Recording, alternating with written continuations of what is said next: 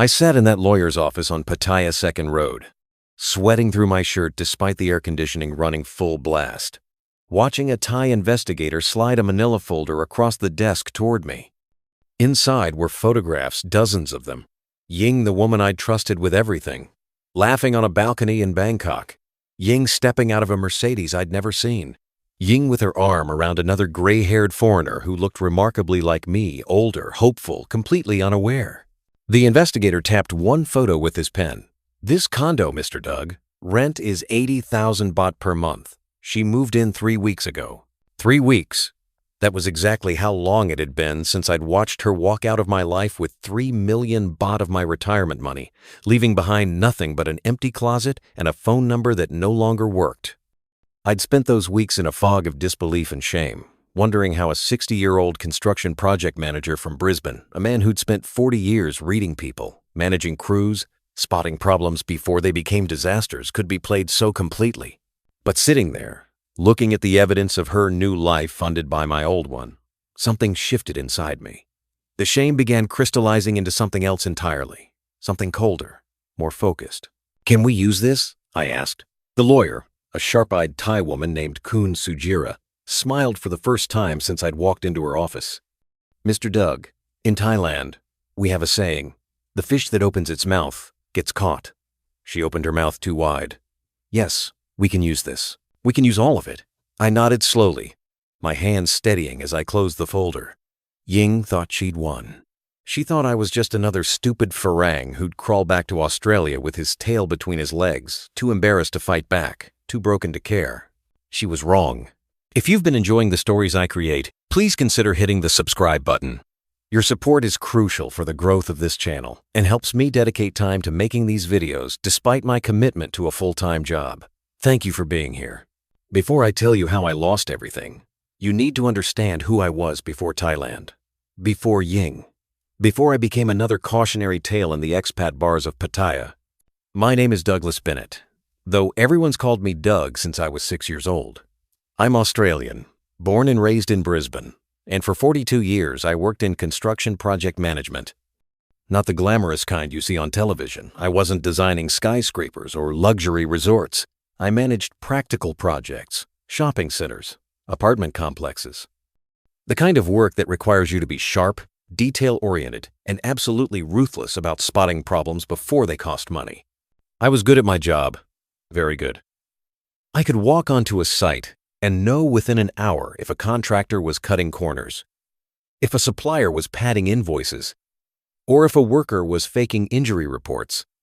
You don't survive 4 decades in construction without developing a sixth sense for dishonesty. That's what made everything that happened in Thailand so much harder to accept. I'd spent my entire career reading people, catching liars, protecting my projects from scammers and con artists. Yet when it mattered most, I saw nothing coming. My wife Margaret died in 2018, ovarian cancer.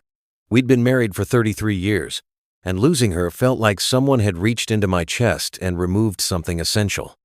Not just my heart, the part of me that knew how to be happy, how to plan for tomorrow, how to see the point in any of it. We'd never had children. That had been a mutual decision early in our marriage, and for decades it felt right. We were partners, best friends, lovers. We traveled when we could afford it, renovated our house in the suburbs, spent weekends at the coast. It was a good life. A simple life. After she died, that house became a mausoleum. Every room held memories I couldn't escape. Her coffee mug still in the cupboard, her garden tools still in the shed, her handwriting on the calendar she'd filled out 6 months before her diagnosis, planning a future she'd never see. I tried to carry on. I worked for another year, but my heart wasn't in it anymore. Projects I would have found challenging now felt meaningless. I started making mistakes, nothing catastrophic, but enough that I could feel my edge dulling. At 60, with a decent superannuation fund and no one depending on me, I decided to retire early. The financial advisor laid it out clearly. With my super, my savings, and Margaret's life insurance, I had approximately 300,000 Australian dollars. Converted to Thai baht at the exchange rate in late 2019, that was about 6,500,000 baht. You could live comfortably in Thailand for 20 years on that, the advisor said, showing me spreadsheets and cost of living comparisons. especially somewhere like Pattaya or Hua Hin.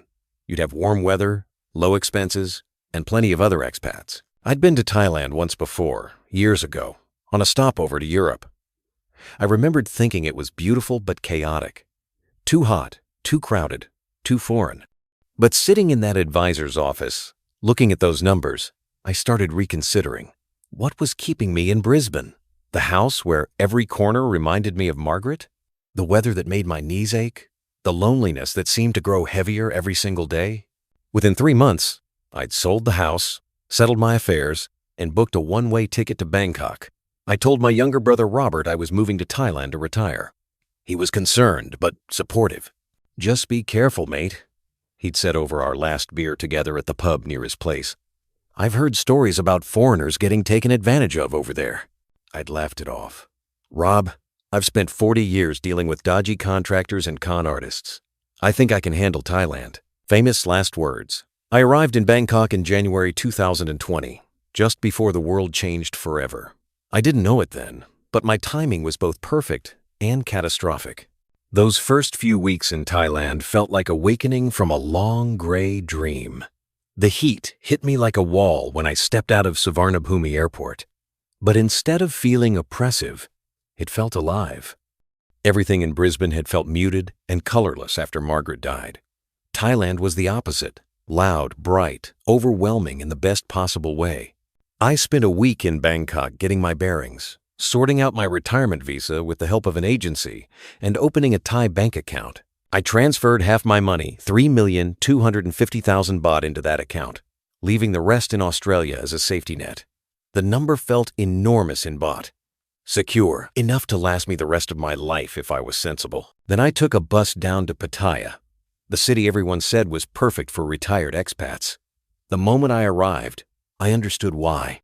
It wasn't beautiful in the traditional sense. The beach was ordinary. The traffic was chaos, and some areas looked downright seedy. But there was an energy to the place, an acceptance. Nobody cared who you were or where you came from. You could be anyone. Start over completely. I found a one-bedroom condo in a building near Pratamnak Hill, away from the worst of the nightlife, but close enough to everything I needed. The rent was 14,000 baht per month, less than 400 Australian dollars. The condo was modern, clean, with a balcony overlooking the city and a sliver of sea visible between the buildings. It had a pool, a gym, and security. For the first time since Margaret died, I felt something close to contentment. I fell into a routine quickly.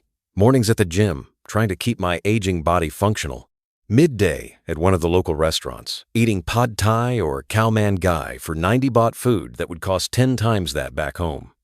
Afternoons reading or walking along Beach Road, watching the chaos of Pattaya unfold around me.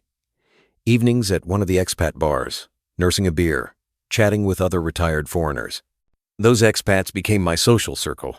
There was Graham, a former accountant from Manchester who'd been in Pattaya for 12 years. There was Henrik, a quiet Dane who'd lost his wife like I had and never remarried. There was Kevin from New Zealand, always laughing, always buying rounds, always telling stories about his various girlfriends and the drama they brought. They warned me, in the way that older expats always do. Don't trust the bar girls, mate. Never send money to a girlfriend's family. Don't buy property in her name.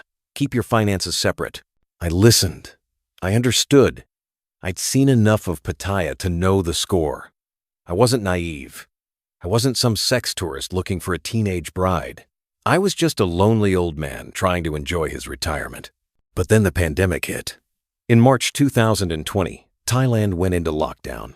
Everything shut down overnight. The bars closed. The beaches closed. The tourists vanished. Pattaya, a city that ran on tourism, became a ghost town. For the first month, I barely left my condo except for food shopping. The streets were empty. The usual chaos was replaced by an eerie silence. The expat bars opened illegally sometimes, shuttered windows, serving beer in coffee cups to regulars who knocked on the back door. But mostly, Pattaya felt abandoned. The loneliness I'd been running from in Australia came roaring back. Without the distractions of my new life, I was just a 60-year-old widower alone in a foreign country during a global crisis. I video called Robert every week, but the time difference made it hard. I watched Netflix until my eyes hurt. I went to the gym until they closed that too. That's when the darkness really settled in. Not depression exactly, I'd felt that after Margaret died, and this was different. This was a hollow, aching awareness that I was completely, utterly alone. That I could die in this condo, and nobody would know for days, maybe weeks. I needed connection, human contact, someone to talk to who wasn't another lonely expat drinking away their isolation. That's the headspace I was in when I met Ying. It was May 2020 when I first saw her. The lockdown had eased slightly, and some businesses were cautiously reopening. I developed a habit of walking to a small cafe near my condo every morning, one of the few places that had stayed open throughout, serving coffee and simple Thai breakfast to the handful of foreigners still around. I'd noticed her before. She worked at a beauty salon 2 doors down from the cafe, and I'd see her arriving in the morning on her motorbike, always wearing professional clothes, always carrying a leather handbag that looked expensive but probably wasn't. She was pretty, but not in the obvious way that bar girls were pretty. No heavy makeup, no revealing clothes. She looked normal, respectable. That morning, she was sitting at the cafe when I arrived, alone at a corner table, staring at her phone with a coffee growing cold in front of her. She looked upset, not crying, but there was something in her posture, shoulders hunched, jaw tight, that made her seem vulnerable. I ordered my usual black coffee and Kanam crock and sat at my regular table by the window. I wasn't planning to approach her. I wasn't that kind of foreigner. But then she dropped her phone, and it skittered across the floor, stopping near my feet. I picked it up and walked over. "You dropped this." She looked up, and I saw her eyes were red. She'd been crying, or close to it. "Thank you," she said in careful English. "Sorry." "Are you all right?" I asked, and immediately regretted it. It was none of my business. I was just a stranger intruding on her morning. But she smiled a sad, grateful smile. "I am okay. Just difficult morning. Thank you for asking." I nodded and turned to go back to my table, but she spoke again.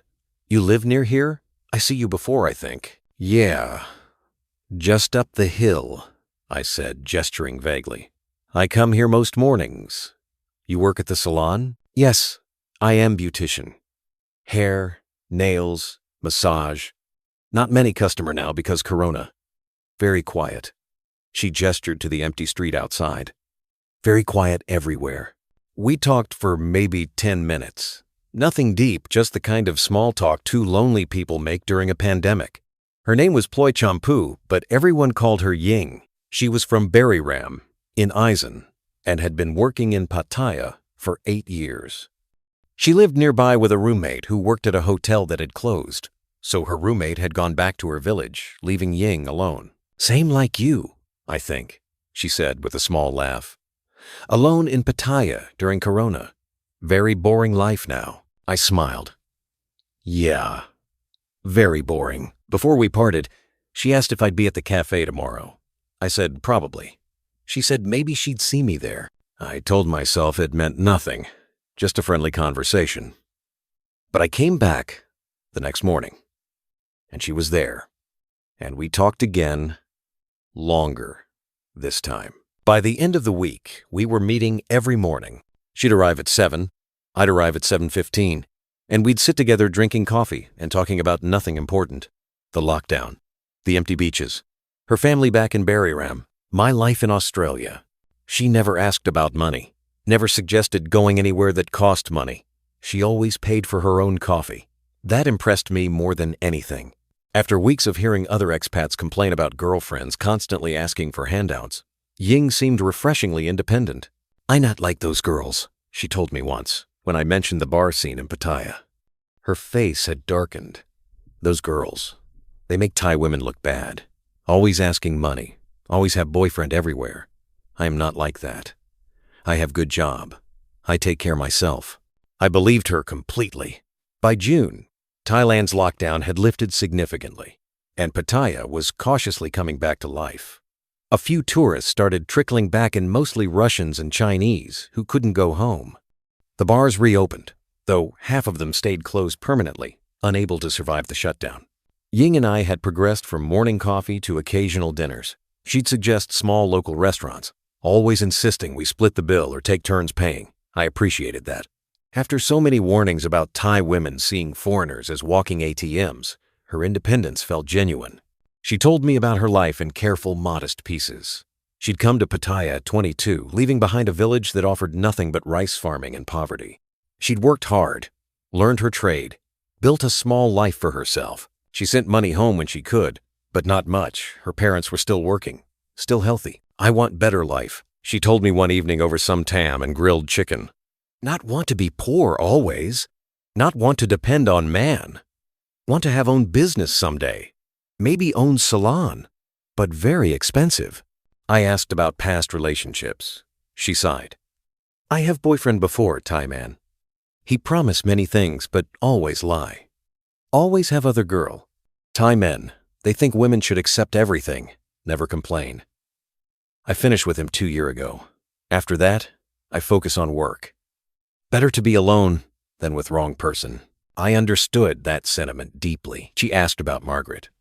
I told her the truth that I'd loved my wife, that losing her had broken something in me, that I'd come to Thailand to escape the loneliness, but it had followed me anyway. Ying reached across the table and squeezed my hand.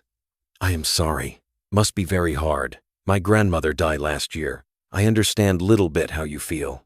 That physical contact, the first intentional touch between us, felt electric, not sexual, something warmer, more human.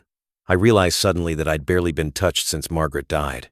No hugs, no hand-holding, no casual affection that makes you feel connected to the world. After that dinner, things shifted. We started spending more time together. She'd finish work and come to my condo, and we'd watch movies on my laptop, her English improving as I explained jokes and idioms. We'd walk along Jomtien Beach in the evening when it was cooler, talking about everything and nothing. I was falling for her. I knew it, and I let it happen anyway. After 2 years of feeling dead inside, Ying made me feel alive again. When she laughed at my terrible jokes, when she cooked simple Thai meals in my kitchen, when she fell asleep on my couch during a movie, those moments felt precious, real. We slept together for the first time in late June. It wasn't rushed or transactional. It felt like what it should be, two lonely people finding comfort in each other. Afterward, lying in the dark with the air conditioner humming, she said quietly, "I think I like you too much already. Maybe dangerous for my heart." "Mine too," I said. By July, she was staying at my condo most nights. We didn't discuss it formally. It just happened naturally. She'd leave some clothes in my closet. Her toothbrush appeared in my bathroom. She'd wake up early and go to work, then come back in the evening.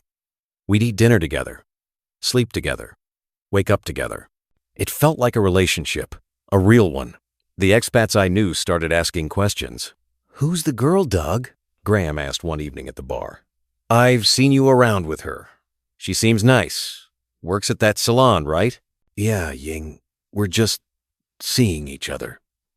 Nothing serious." Graham nodded slowly. "Just be careful, mate. I'm not saying she's playing you, but Pattaya girls are good at making things feel real when they're not." "She's not a bar girl," I said, more defensively than I intended. "She's got a job. She pays her own way. We split everything. For now," Graham said. "Just keep your eyes open. That's all I'm saying." I should have listened more carefully, but I was too far gone already. Too desperate to believe that I'd found something real in the wreckage of my old life. The first time Ying asked for money was in August, 3 months after we'd met.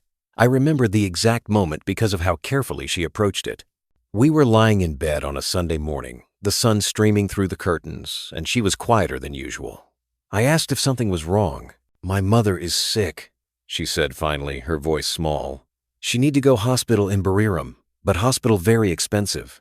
My father, he not have enough money." I propped myself up on one elbow. "How sick? What's wrong with her?" "Her stomach. Maybe ulcer. Maybe something more bad. She need, how you say." "Camera inside to check." She mimed something going down her throat. "Endoscopy," I said. "That's serious. How much does it cost?" She hesitated. "Maybe 15,000 baht. But I not have this money right now. I send money to family last month already, and my salary not come yet for 10 more days." 15,000 baht. About 600 Australian dollars. Nothing in the scheme of things. "I can lend it to you," I said immediately. "Don't worry about it." Her eyes widened. "Really? You can do this?" "Of course. Your mum needs help. We'll sort it out. She hugged me tightly, her face pressed against my chest. Thank you, thank you. I pay you back. I promise. When I get salary. Don't worry about paying me back, I said. Just make sure your mom's okay. I transferred the money that afternoon. She showed me her banking app showing the payment going through to someone named Thepparat, which she said was her father's account. She promised to tell me when her mother's appointment was scheduled. 2 weeks later, she told me the endoscopy had found a small ulcer. Her mother needed medication but would be fine. I was relieved. 15,000 baht to help my girlfriend's sick mother seemed like a reasonable, even noble, use of money. Looking back, I can see how perfectly it was executed. The timing, waiting until I was emotionally invested. The amount large enough to matter, but not enough to trigger alarm.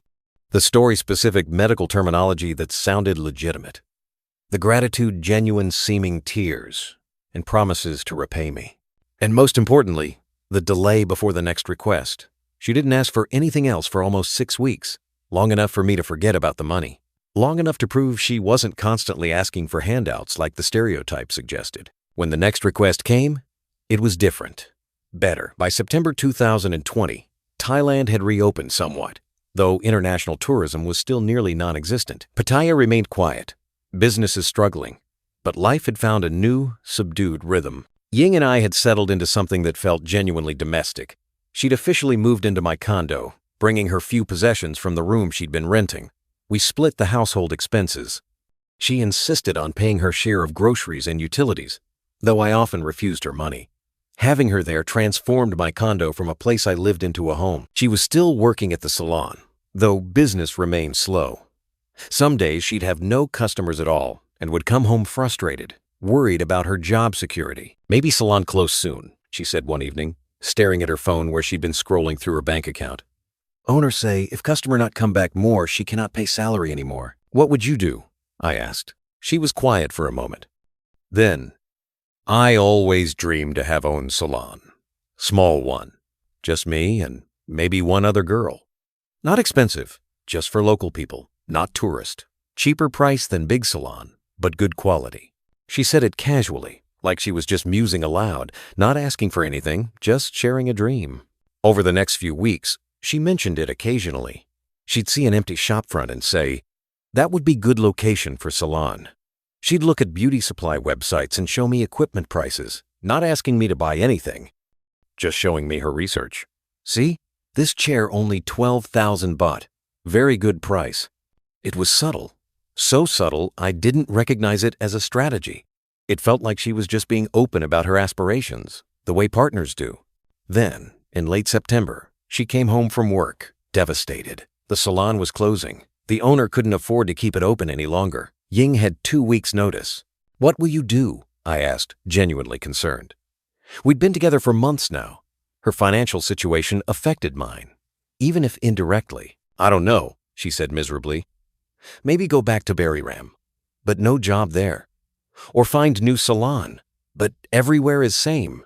No customer, no money. Or maybe, she trailed off. Maybe what? Maybe this is time to do what I always want. Open own salon, but I know is crazy.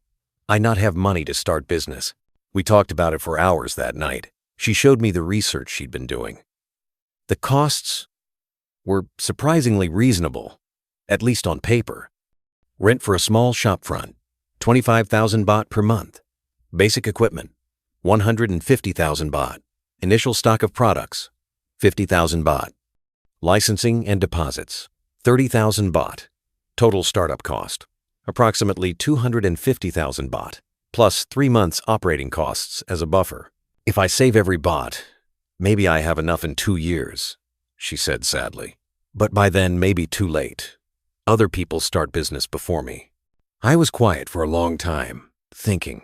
250,000 baht was about 10,000 Australian dollars. Not a small amount, but not catastrophic either. And if it meant Ying could start her own business, become truly independent, build something for herself. What if I helped? I said. She looked at me sharply. What you mean? What if I invested in your business? We could be partners. I provide the startup capital and you run it. We split the profits. I could see the emotions playing across her face: surprise, hope, hesitation. Doug, That is too much money. I cannot accept. You're not accepting a gift, I said. It's an investment. In you, in us. If the business succeeds, we both benefit. And honestly, I'm bored just sitting around retired. It would be nice to have a project, something to work on together. Over the next week, we discussed it seriously. I insisted on certain conditions. We'd draw up a proper contract. The business would be registered in both our names, though legally it had to be majority Thai owned, so she'd hold 51%. And we'd track all expenses carefully. She agreed to everything. In fact, she seemed relieved I was taking it seriously rather than just throwing money at her. We found a small shop front on 3rd Road, away from the main tourist areas, but in a neighborhood with decent foot traffic. The rent was exactly what she'd estimated, 25,000 baht per month. We signed a year's lease. I transferred 300,000 baht to cover startup costs and the first few months of operation. Ying threw herself into preparing the salon with an energy I hadn't seen before. She painted the walls herself. She haggled with suppliers until they gave her better prices. She created a social media page and started advertising to locals, offering opening specials. The salon opened in mid-October. It was small but professional. 2 styling chairs, 1 pedicure station, shelves of products, and a small reception area. Ying had named it Beauty Dream Salon, and she'd printed business cards and put up a banner outside. I was genuinely proud of her, of us. We'd built something together. The first month was slow but promising. She got maybe 3 or 4 customers a day, local Thai women, a few expat wives. She charged reasonable prices, and word started spreading. By the 2nd month, she was busier.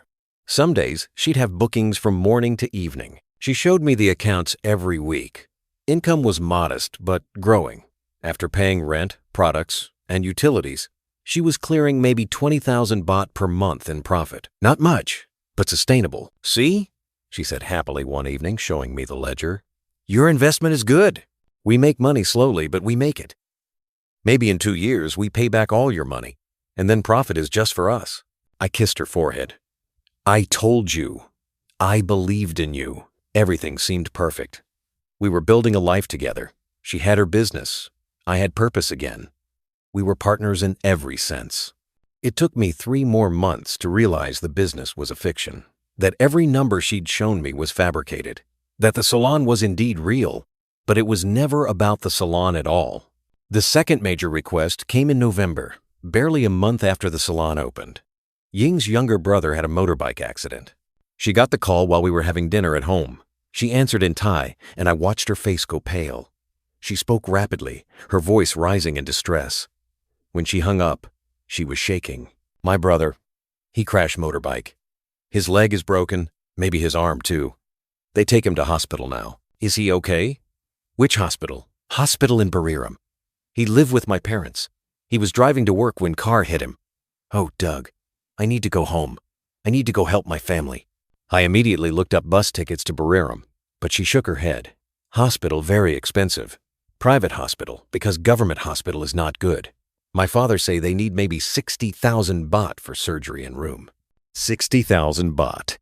About 2,400 Australian dollars. They need it now, she continued. Before hospital can do surgery. In Thailand, if you not pay, they not help. My father asked if I can send money. I didn't hesitate. Of course. Let me transfer it now. Really? Her eyes filled with tears. You help again? I don't want to ask, but my family, they have no one else. Your family is important, I said. We'll figure it out. I transferred 60,000 baht that night. She thanked me over and over, promising she'd pay me back from the salon's profits. I told her not to worry about it. Family emergencies were what savings were for. She went to Buriram the next day, leaving me to mind the salon. I didn't mind, it gave me something to do. I kept it open, managing the bookings, though I couldn't actually perform the services. I hired one of Ying's friends to handle the actual work while I managed the front desk. Ying came back 3 days later, exhausted but grateful. My brother is okay. Surgery is successful. He need to stay hospital 1 more week, but doctors say he will recover. I was relieved. She showed me photos her brother in a hospital bed, his leg in a cast, looking young and scared. I felt good about helping. 2 weeks later, her mother needed dental work. 40,000 baht. I sent it. In December, the salon's hot water system broke. 20,000 baht to replace. I paid. Early January, Ying's father's pickup truck died, and he needed it for work. 70,000 baht for repairs. I transferred the money. Individually, none of these requests seemed outrageous. People have emergencies. Families need help. Equipment breaks. That's life. And Ying always seemed genuinely distressed when asking, always promised to repay me, always showed me evidence photos, receipts, repair quotes. The salon was supposedly doing well. She showed me the books every week, claiming we were making steady profit. But somehow, there was never enough money in the business account to cover these emergencies. Something always came up right before she could pay me back. Next month, she'd say. Next month, business will be better. Then I give you money back. By February 2021, I'd given her approximately 500,000 baht beyond the initial 300,000 for the salon startup. 800,000 baht total, about 32,000 Australian dollars. I started feeling uneasy. Not suspicious exactly, but stretched. I'd come to Thailand with roughly 6.5 million baht, and I was now down to just under 5 million. Still comfortable, but the rate of depletion was faster than I'd planned. I sat her down one evening.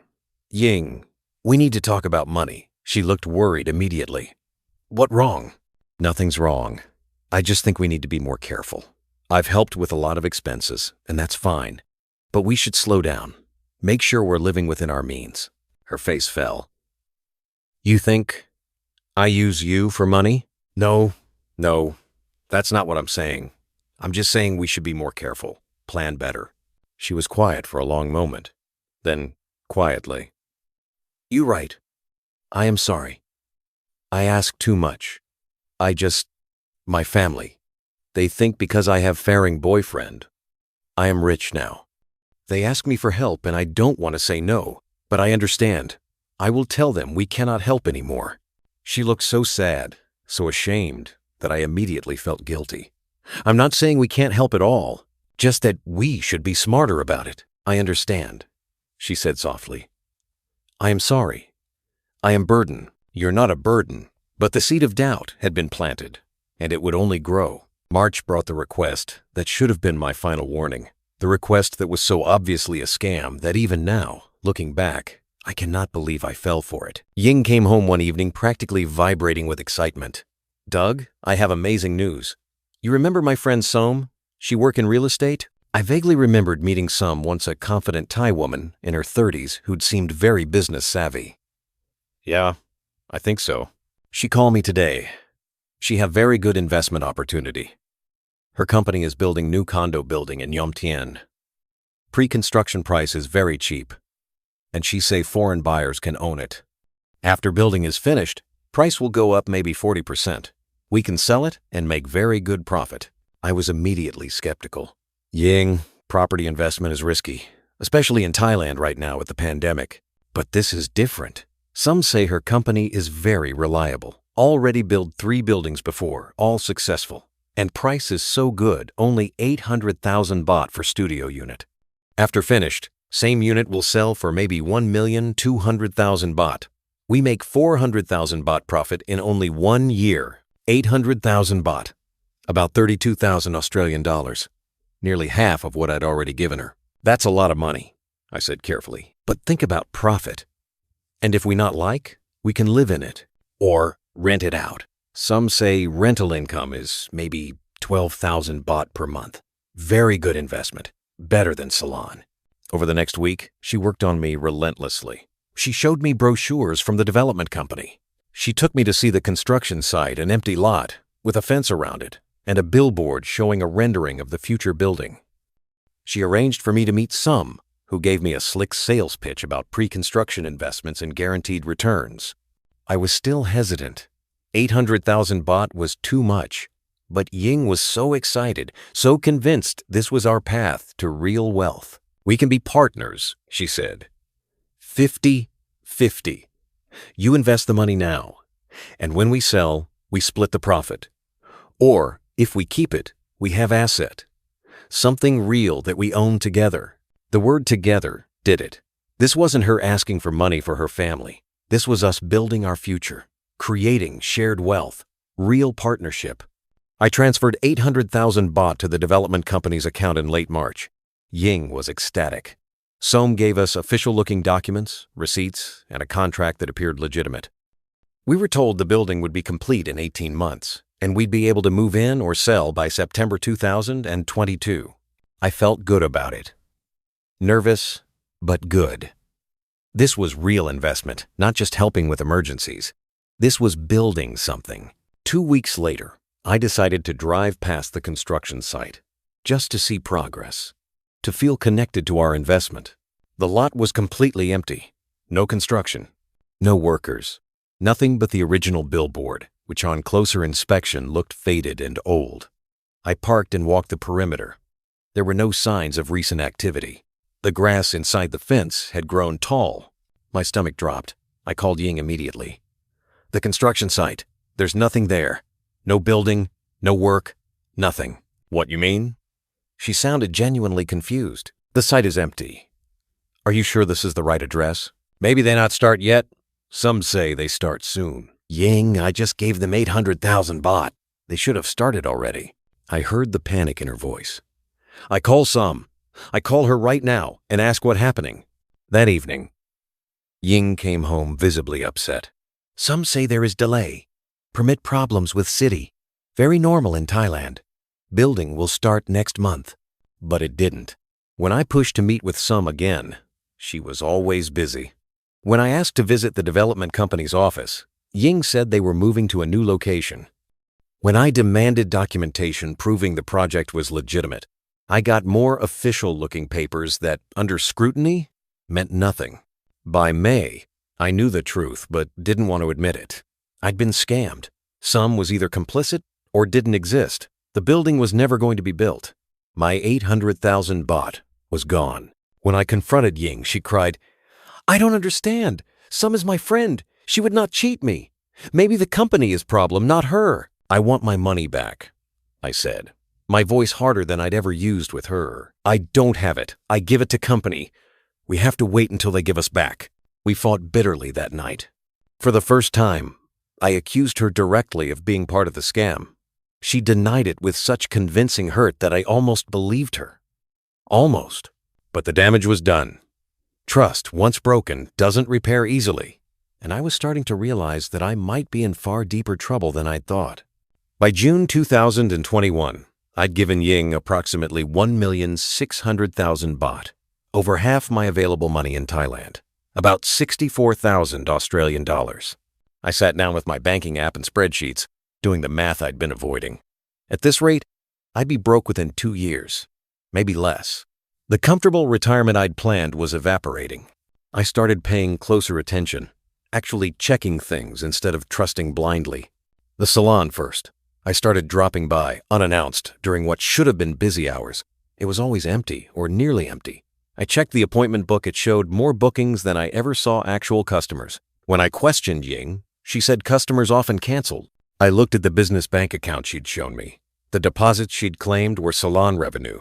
I cross-referenced the dates with the appointment book. They didn't match. Money was being deposited on days when the salon was supposedly closed. One evening, I accessed the account from my phone while she was in the shower. I went through every transaction for the past 6 months. The deposits weren't from customers, they were transfers from other accounts. From me. The salon was generating almost no real income.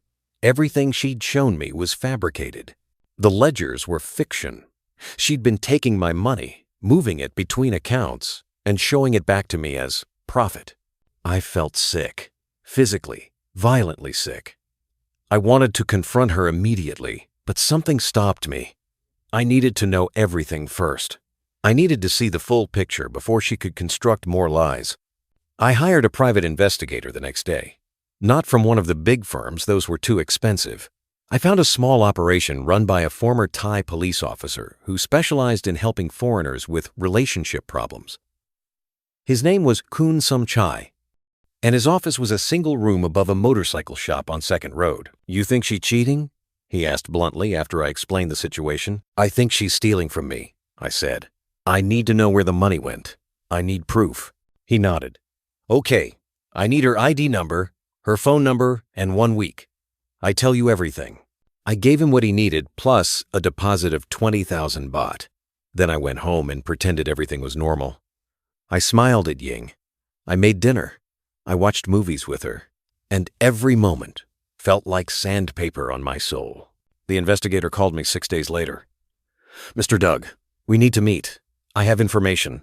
Some of it is not good." We met at a coffee shop far from my neighborhood. He slid a folder across the table. Inside were photographs, bank statements, and printed screenshots from social media. "Your girlfriend. She is not who she say," Kun Somchai began. "Real name is Ploichampu Theparat. She is from Buriram. This part is true. But she has boyfriend. Thai man. They together 3 years." He showed me photos Ying with a young Thai man laughing, holding hands, kissing. The photos were recent, time-stamped from the past few months, while she'd been living with me. "This man, his name is Pornthep. He is 32 years old. He not have job. Your girlfriend, she support him with money you give her." The nausea returned. "Where do they live?" "They have room together in South Pattaya. Small place, only 6,000 baht per month. She tell you she live with you, but many nights she go to stay with him." More photos. Ying on the back of a motorcycle, her arms around Pornthep. Ying and Pornthep at a restaurant. Ying and Pornthep at a temple, making merit together like a proper couple. The money you send for her mother's hospital, for her brother's accident, for father's truck, all of this money, she does not send to family. She give to boyfriend. I check her bank transfers. All money goes to accounts connected to him or his family. "What about the condo investment?" I asked, my voice hollow. Kun Somchai shook his head. "No investment. Her friend Som, real name is Somsri, she is part of scam. They work together. They find foreign men, make them trust, then take money for fake investment. They do this many times. Som is very good at this. She has company papers, fake documents. Everything looks real, but no company, no condo building, just scam." He showed me more evidence. Bank records showing the 800,000 baht I'd sent being split between 5 different accounts, Ying's, Pornthep's, Som's, and 2 others I didn't recognize. "Your girlfriend, she is small-time scammer," Kun Somchai said, almost sympathetically. "She not professional like some, but she is good enough. She finds foreign men who are lonely, makes them love her, then takes money slowly, not too fast so they don't suspect. Always has sad story ready. Always seems grateful. I see this many times." I stared at the photographs, unable to process the reality they represented. The woman I'd fallen in love with didn't exist. Ploichampu Ying was an actress playing a role. And I'd been the perfect mark. Lonely, wealthy enough, naive enough. "What happens now?" I asked. Kun Somchai leaned back. "That is your choice, Mr. Doug. You can walk away, go back to Australia, forget this. Or you can fight. You can use this evidence. Thailand has laws against fraud. You can make police report. You can take her to court. But I tell you truth, most foreign men, they choose to walk away. They are too embarrassed. They not want people to know they were fooled. How much can I recover?" He shrugged. "Depends. If you fight hard, maybe you get some money back. If you just make police report, probably nothing. She will say it was gifts, not loans. She will say, you knew what you were paying for. Court cases take long time, cost money. Many farang give up." I took the folder and walked out into the blazing Pattaya heat, the afternoon sun pressing down like judgment. I'd been such a fool, such a perfect textbook fool, but I wasn't ready to walk away. Not yet. Not without trying to salvage something: my money, my dignity, some small measure of justice. Kun Somchai had said most foreigners were too embarrassed to fight back. I was about to prove him wrong. I didn't go home immediately. I sat in my truck in a parking lot near the beach, going through the investigator's folder again and again, memorizing every detail. The photos of Ying with Pornthep. The bank statement showing where my money had really gone. The evidence of the fake investment scheme. Part of me wanted to drive to that apartment in South Pattaya where she lived with him, confront them both, make a scene. But I was 60 years old and he was 32. I wasn't going to win any physical confrontation, and I'd probably end up arrested. Instead, I called my brother Robert in Australia. It was early morning there, he answered groggily. "Doug, What's wrong? It's 5 in the bloody morning. I need to tell you something, I said. And I need you not to say, I told you so. I explained everything. The relationship with Ying, the money I'd given her, the discovery that it was all a scam.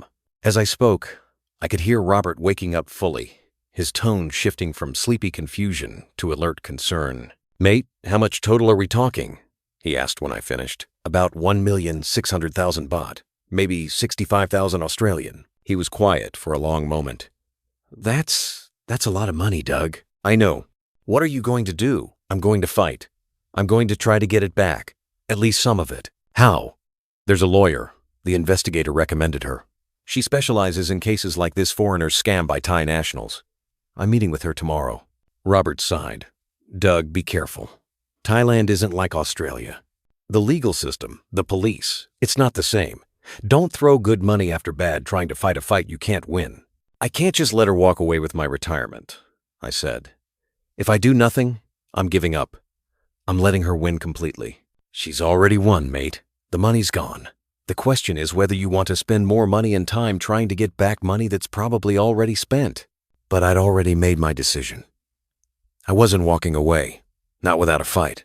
That evening, I went home. Ying was there cooking dinner in my kitchen, humming along to Thai music playing from her phone. She smiled when I walked in. You home late? I make cow pad, your favorite. Come eat. I put my bag down and stood in the doorway, watching her. She looked so normal, so innocent, like the woman I'd fallen in love with at that cafe more than a year ago. I need to talk to you, I said. Something in my tone made her turn around, spatula in hand. What wrong? I pulled out my phone and showed her one of the photos her with Pornthep, their arms around each other, both smiling at the camera. Who is this? The color drained from her face. She opened her mouth, closed it, opened it again. I can explain. Don't, I cut her off. Don't lie anymore. I know everything. I hired an investigator. I know about Pornthep. I know the money didn't go to your family. I know about Sam and the fake investment. I know all of it. She set the spatula down slowly, her hands shaking. For a moment, I thought she might deny it anyway. But instead, she just deflated, her shoulders sagging.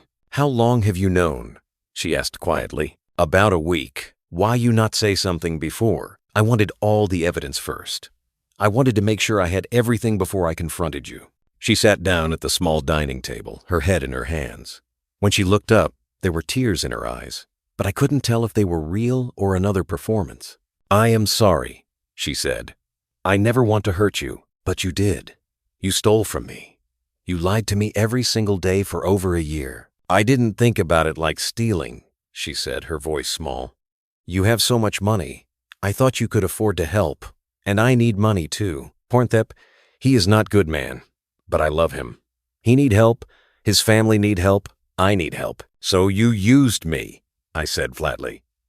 You saw a lonely old man and thought, here's an easy mark. No, I did like you. At first, maybe I think about money, but I did like you. You were kind.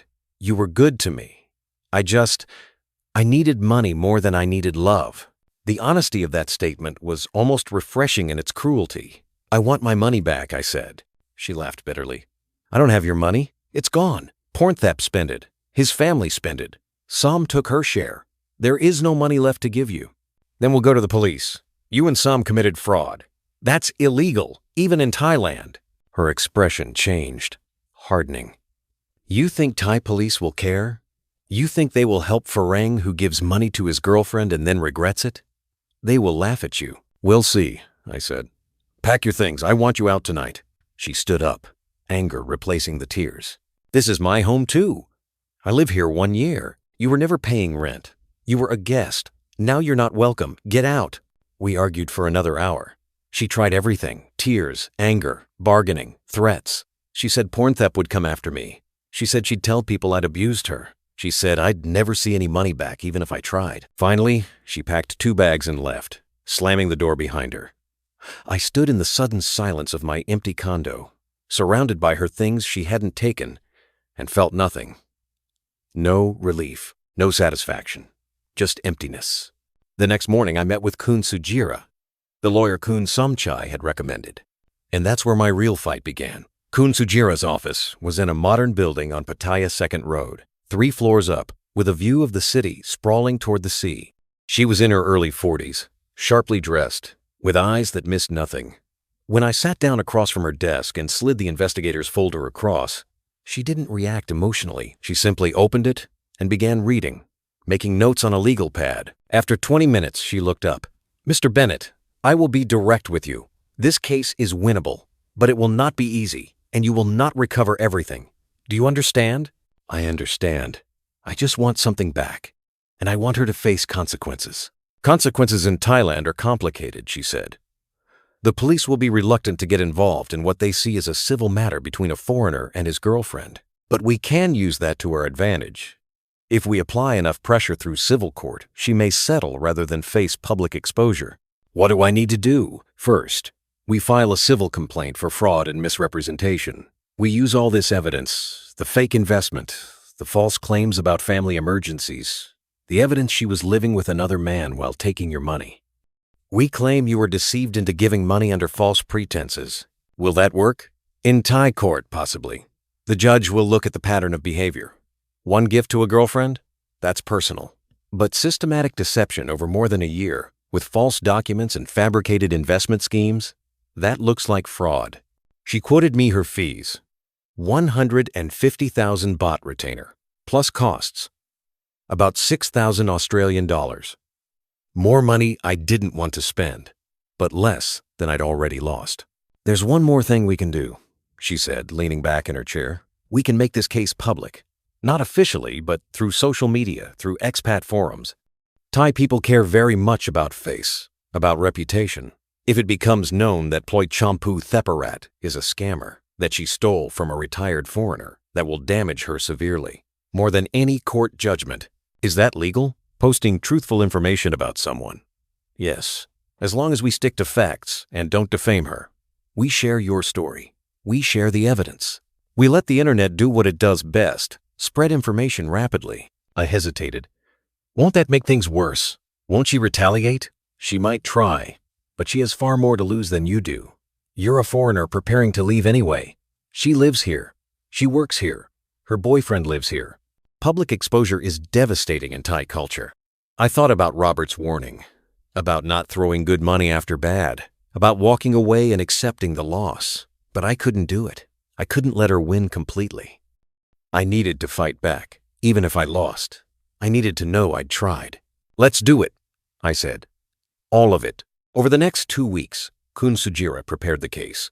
We filed the civil complaint at Pattaya Provincial Court. We submitted all of Kun Somchai's evidence, photos, bank records, copies of the fake investment documents. We claimed 1,600,000 baht in damages, plus legal fees. Ying was served with the court summons at the beauty salon.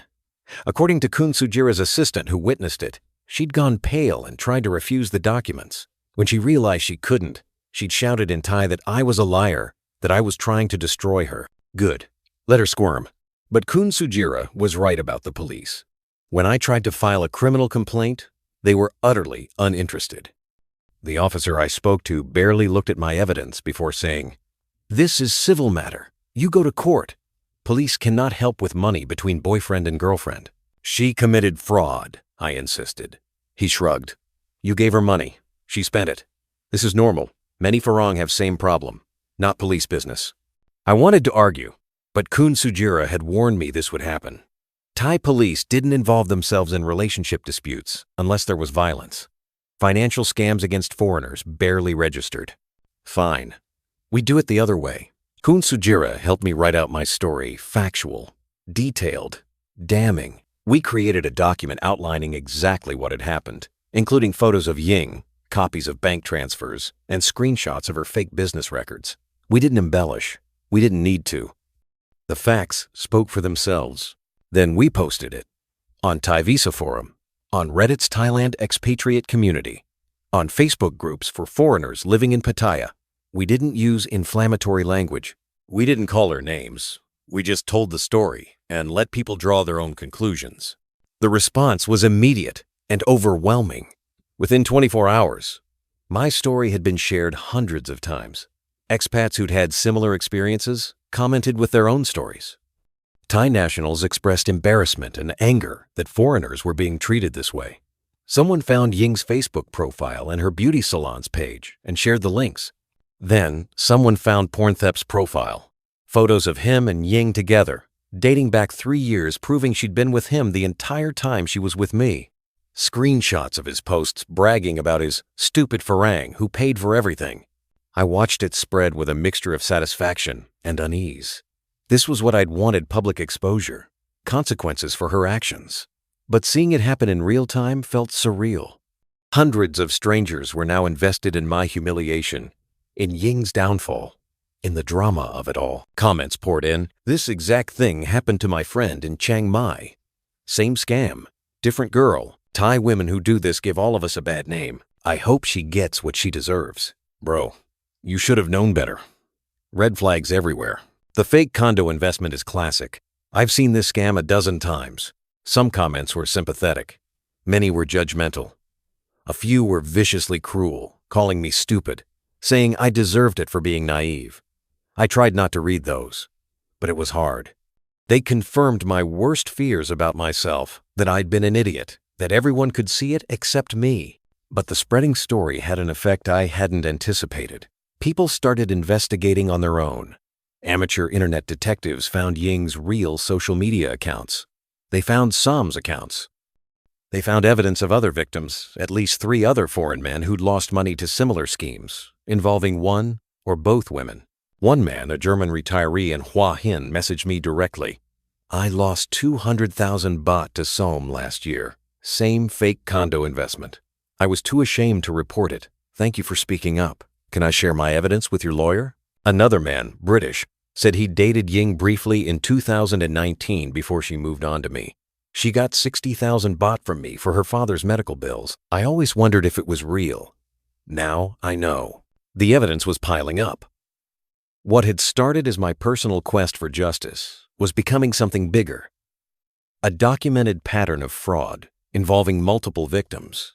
Ying tried to fight back.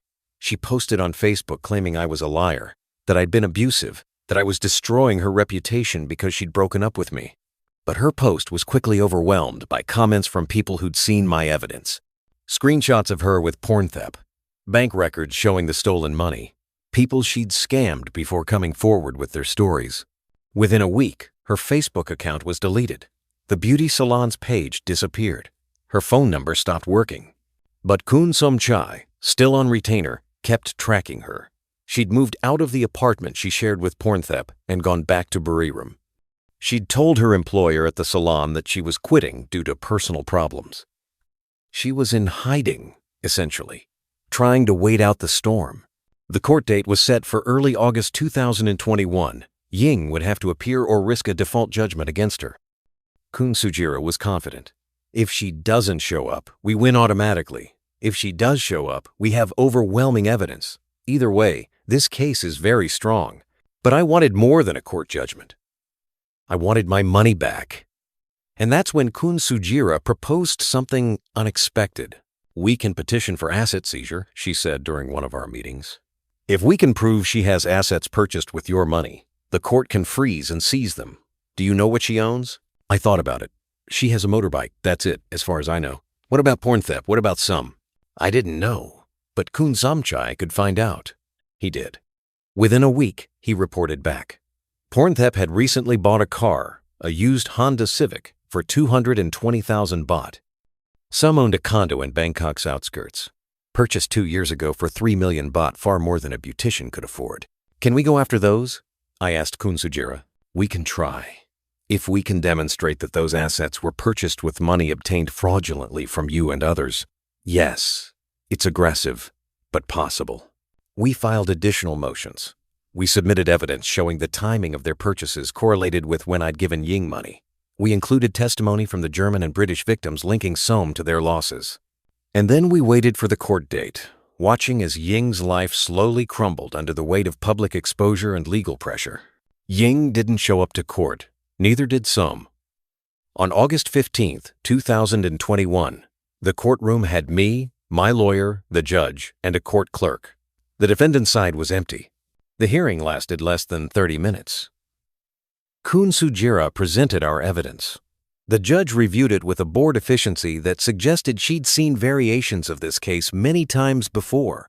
She asked me a few direct questions about the money, about my relationship with Ying, about whether I'd given the money freely or under duress. I answered honestly. I gave it freely because I believed her stories.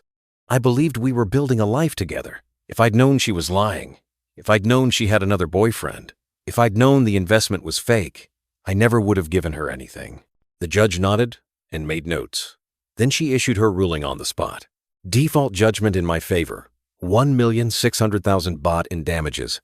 Additionally, the court would investigate asset seizure based on the evidence of Pornthap's car and Sam's condo. I felt a wave of relief, but Kun Sujira tempered my expectations as we left the courthouse. This is good news, but it's only step one.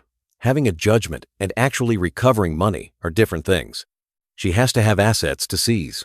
We'll petition to freeze her bank accounts and go after the car and potentially part of Sam's condo value. But this will take time. How much time? Months, maybe longer. Over the next few weeks, the court's asset investigation moved forward. They froze 2 bank accounts in Ying's name. One had 12,000 baht, the other had 8,000 baht. 20,000 baht total. Better than nothing, but nowhere close to what I was owed. Pornthap's car was seized in mid-September. He tried to claim it was his, that he'd bought it with his own money, but he couldn't provide evidence of income to support that claim. The car was sold at auction for 180,000 baht, and after fees, I received 160,000. Sam's condo was trickier. She claimed she'd bought it with legitimate income from her real estate job and family loans. The court couldn't prove definitively that my money had funded it, especially since she'd owned it before I'd even met Ying.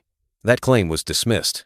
By October, I'd recovered a total of 1 million baht, 20,000 from the bank accounts, 160,000 from the car, and then a surprising 820,000 from an unexpected source. Ying's family. They'd seen the court case. They'd seen the public exposure. They'd been visited by Kun Sumchai, who'd explained very clearly that their daughter had committed fraud and that the family could be implicated if they'd benefited from the stolen money. Her parents paid 820,000 baht to settle the case and make it go away. They emptied their savings, sold their father's truck, and borrowed from relatives. They did it to protect their family's reputation and to end the shame of having their daughter exposed as a scammer. I felt bad for them. They probably hadn't known what Ying was doing.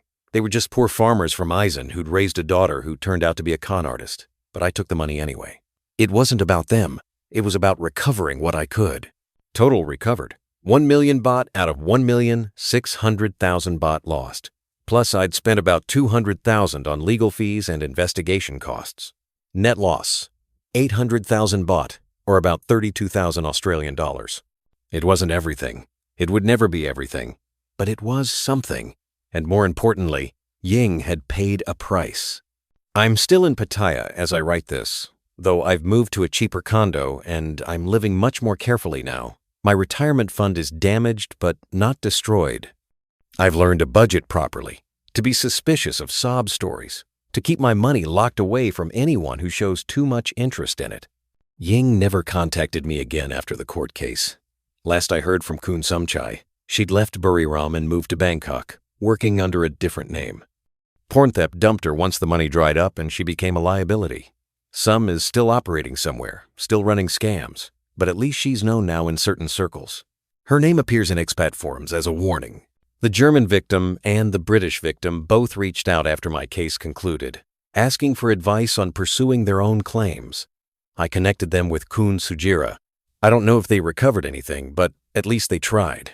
I spend my time differently now. I still go to the expat bars, but I'm known as the guy who fought back. Younger retirees buy me beers and ask for advice. I tell them the same things I wish someone had told me more forcefully. If it seems too good to be true, it is. If she has a sick family member every month, she's lying. If she needs money for a business opportunity, walk away. If she has another boyfriend, assume everything else is a lie too. Some listen. Most don't. They think they're different, that their girlfriend is special, that they're smarter than all the other Farang who got scammed before them. I thought that too. The worst part isn't the money, though that hurts. The worst part is the betrayal. The knowledge that someone looked at me and saw only a target. That every smile, every kind word, Every moment of apparent affection was calculated. That I was so lonely and desperate for connection that I ignored every red flag and walked straight into an obvious trap. But at least I fought back. At least I didn't slink away in shame. At least Ying knows that stealing from the wrong person has consequences. A few months ago, I got a message on Facebook from an account I didn't recognize. It was brief. "You destroyed my life. I hope you're happy." I stared at it for a long time. Then I replied, "You stole my money and lied to me every day for a year. You destroyed your own life. I just made sure you didn't do it for free." She never responded. I blocked the account and haven't heard from her since. People ask if I regret coming to Thailand. I don't. Thailand didn't scam me, Ying did. Thailand is still beautiful. Still chaotic. Still full of good people and bad people like anywhere else. I was just unlucky enough to trust the wrong person. Or maybe I was lucky. Lucky that I found out when I did.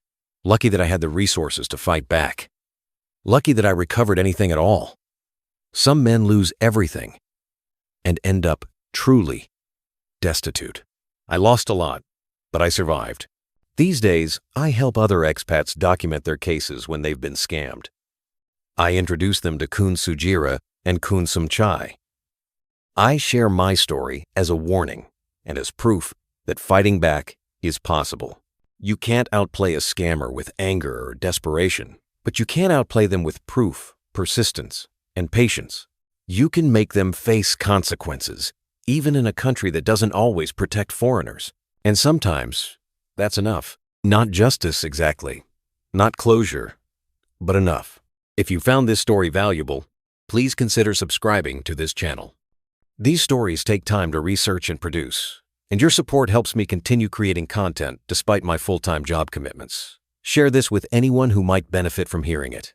Stay safe out there, and remember, trust, but verify. Always verify.